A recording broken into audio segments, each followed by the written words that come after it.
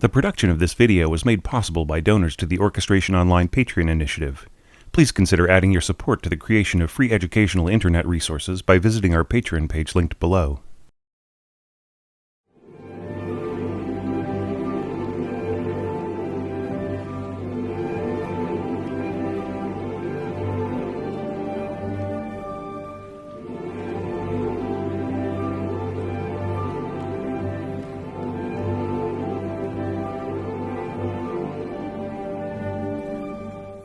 Hey there, this is your orchestration tutor Thomas Goss, presenting you with the next playful section of Auf dem Anger, or In the Meadow, from Carl Orff's Carmina Burana, titled Chramer gibt die warwe mir.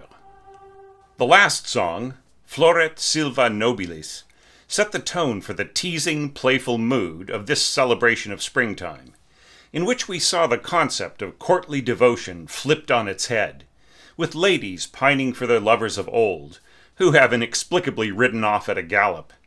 Now in this next song, set this time in Middle High German, the poet takes the satire a little further, with the maidens not waiting around to be accidentally discovered by virtuous men, but seeking out the cosmetics merchant to give them the makeup they need to be irresistible. Once they've got it, they invite the young men to look at them and fall hopelessly in love. And, since this is written from the perspective of the pleasure-worshipping Goliards, the lyrics become ever more idealistic about the pursuit of love, even with a pledge to be obedient to the world's abundance of rapture. Well, if you've watched the series up to now, then you're well acquainted with the Goliards and their philosophy of revelry and hijinks. What's more interesting from the point of view of a composer is how well the lyrics scan to simply stated rhythms. So well, in fact, that they fit nearly perfectly into a predictable scheme of 7 syllables, then 6, 7 again, with an added 4 syllables across a starting anticipation, then ending with 6 again. Orff uses the natural rhythms of the text in setting it to a children's song style of melodicity, covering a pitch range of the first 5 steps of a G major scale, with the occasional 6th step added for extra childlike playfulness, as we also saw in Floret Silva Nobilis.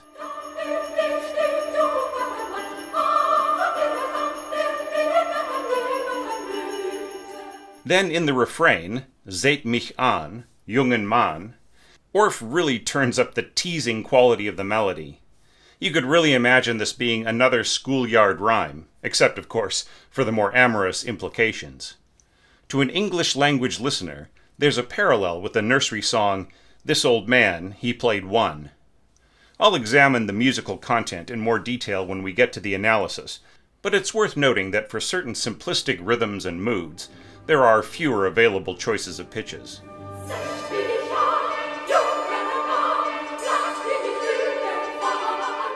Because of those repeats, there are only 3 screens of score to analyze, but it's well worth a close look because of the contrasts of mood, and especially the subtle scoring of the wordless sections of music. But let's start with a very quick overview of this song's instrumentation, which is only fully revealed on the 3rd screen. A quintet of winds, with first players solo on flute, oboe, and bassoon, plus 2 B-flat clarinets in more of a support role, teaming up with a quartet of soft pulsing horns in a brass section that includes, just on this last screen, a trio of pianissimo muted B-flat trumpets. There's something slightly unusual here about using B-flat trumpets, when every other song with trumpets in the Auf dem Anger section uses the C model. But I think this just drives home the point even more that Orff largely considers the C as a callback to natural trumpets, and mostly uses them in C major scoring with lots of open tones. And even more does it show that all this is immaterial to the practical trumpet player, who will just play the whole song cycle on the same instrument regardless of Orff's intentions. The percussion section is fairly minimalistic, yet beautifully effective. Timpani, adding soft offbeat Gs during the reverie passage, and triangle, underlining the quality of childish playfulness with its cheery tinging. One instrument not included in this screen, which we'll see at the beginning in a minute, is sleigh bells, which in this case are attached to a stick, shaken by the percussionist. Orff abbreviates this as SON in the score, short for the Italian sonagli. That merely leaves the choir and the strings, each of which is grouped with a main complement below and a featured subsection of more intimate voices and players above. For the strings, that's 3 solo violins. For the choir, it's coro piccolo sopranos over the full choirs, altos, tenors, and basses. Everything all stacked together vertically like this makes the scoring seem much fuller than it actually is. But as we'll see, while the texture is quite rich, the dynamics are mostly discreet and understated, minimally accompanying the bratty and then rapturous choral statements.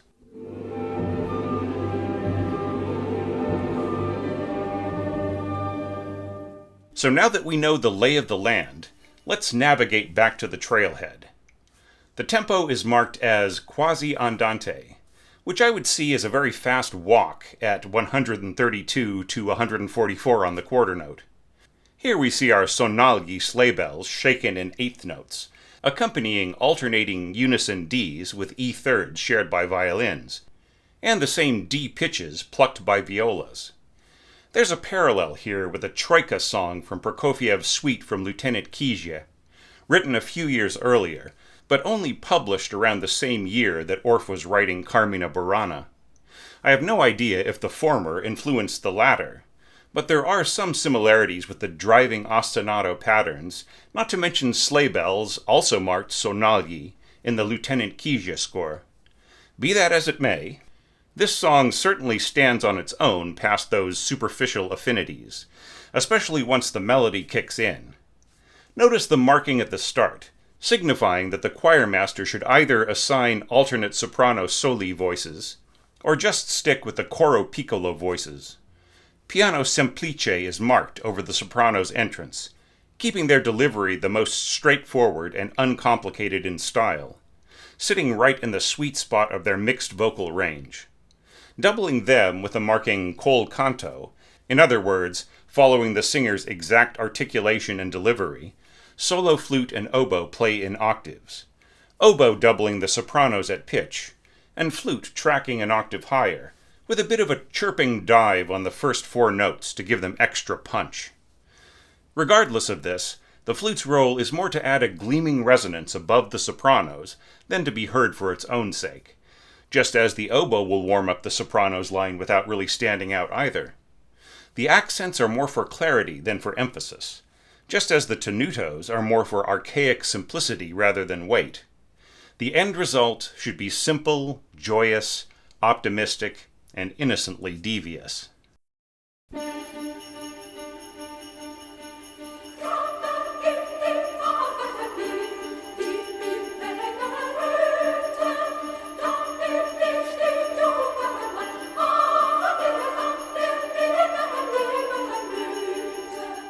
The soprano's uncomplicated proclamation leads to a reverie by the rest of the choir, a bocca chiusa, in other words, humming, literally with mouths closed. This passage has a sense of placid repose, thinly masking an unbearable sense of romantic potential, of unfulfilled emotions yearning for release. All exquisitely scored, all blending at the most delicate of pianissimos in every part. Orff plays a lovely trick on the audience's sense of key signature and modality, having stated the entire opening passage without a leading tone, and here flattening the F sharps to F naturals, implying either a modulation to C major, or the entire piece being in the mode of G mixolydian. The ultimate twist comes at the end of each 4-bar phrase, on a concluding G ninth chord, with horns and altos reaching up to what feels like a resolution on a high-sounding open G fifth, over a root G 2 octaves below, and an F natural third exactly in the middle between them. That only underlines the sense of longing hanging over the dreamy texture.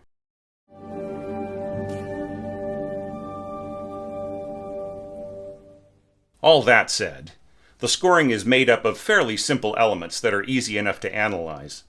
Hummed lower basses are doubled by bassoons, fourth horn, and cellos, with double basses hanging on an octave below. And yet these lower strings are only half of each divisi group, with the other members playing the same notes, pizzicato on the offbeats, punctuated by a gentle bounce on the timpani. The upper bass singers alternate D thirds and E thirds, with the occasional F thirds as mentioned before, beautifully yet subtly cooled in their color by clarinets. This has a similar effect on wordless voices as it does when clarinets combine with strings. A husky, heavier weight that fills in all the overtones above in a striking way. A slightly different but no less striking combination is achieved by doubling the tenors with violas and second horn, which will temper the brighter color of the voices into a more burnished, glowing color. As we get higher, the timbre opens like a radiant flower to the dawn.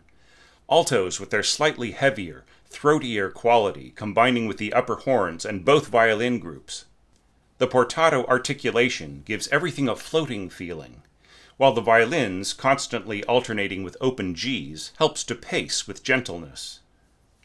The violin harmonics at the end of each phrase are dead easy to accomplish, touching the note at the fourth on open D and G strings, fitting right into where the fingers are already sitting.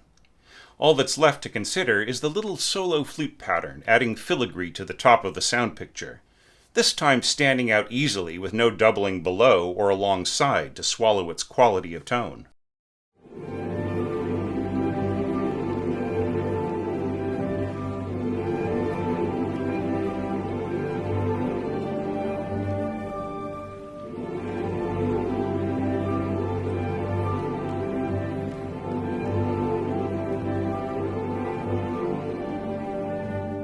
The coro piccolo sopranos, now bedecked with rosy cheeks, are ready to make their play, impudently inviting the young men to look at them and let them please them. This lovely little tune is scored throughout in diatonic thirds, simple and obvious enough, I suppose, but with a hidden agenda. Notice that in this scheme of harmonization, the second sopranos end up singing the leading tone of F sharp, not once, but 3 times, reinforcing the key sense of plain ordinary G major once again. I love how the melody leaps up to cascade downward, unaccompanied, again and again before settling on a unison G, after which it's once again answered by the rest of the choir with the same exact reverent music as before. But just because this seems simple doesn't mean there's no complexity to it. Far from it. Jumping back to the start, we see the top 2 solo violins doubling this melody an octave higher, working it into a kind of cycling pattern that fills in the space during held vocal notes. Meanwhile, the lowest solo violin plays figuration below, quite simple technically, with that harmonic on the D, a simple touch on the open string at the octave node.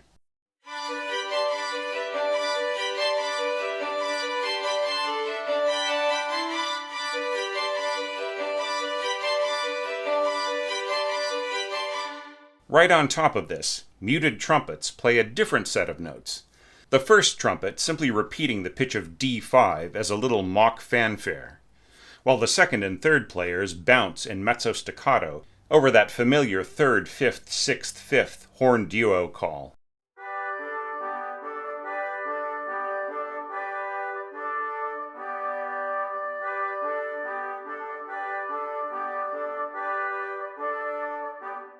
So long as the muted trumpets really keep things soft, the 6 players together create a lovely cushion of harmony and melodic support, within which the saucy sopranos can tease their intended love interests.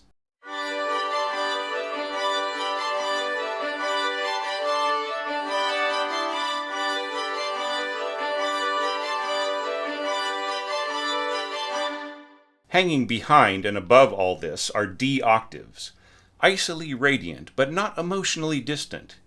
Tenors on a simple ah syllable, doubled by first bassoons and violas. First oboe doubling second violin harmonics an octave higher, and first flute in unison with first violin harmonics yet another octave higher. While the tenors and strings simply hold across 4 bars twice in a row, the winds dig in each time with little accents, the triangle's gleaming tone giving them a tiny bit more oomph. Add it all together, plus the little coda at the end, and the result is a rather magical passage.